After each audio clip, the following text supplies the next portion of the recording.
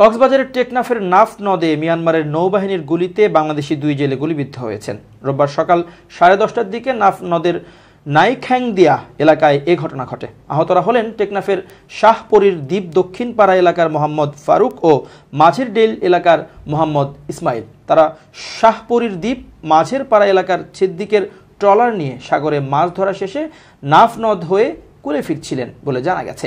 এদের মধ্যে ফারুকের অবস্থা আশঙ্কাজনক। ট্রলারের মাঝি মোহাম্মদ ইউসুফ বলেন, সেন্ট মার্টিন সংলগ্ন সাগরে মাছ ধরা শেষে যখন শাহপরীর দ্বীপ ঘাটে ফিরছিলাম, এ সময় নাইখ্যাংদিয়া সংলগ্ন অংশে মিয়ানমার নৌবাহিনীর একটি জাহাজ আমাদের অতিক্রম করছিল। ওই জাহাজ থেকে হঠাৎ আমাদের ট্রলার লক্ষ্য করে গুলি চালানো হয়। এতে আমাদের 2 জন জেলে গুলিবিদ্ধ হন। তিনি আরও বলেন, আমরা নাফ নদের বাংলাদেশের জলসীমায় ছিলাম এবং হাত উঁচু করে বাংলাদেশি পতাকা দেখিয়ে তাদের গুলি না করতে ইশারা করেছিলাম। এরপরও তারা তোয়াক্কা করেনি।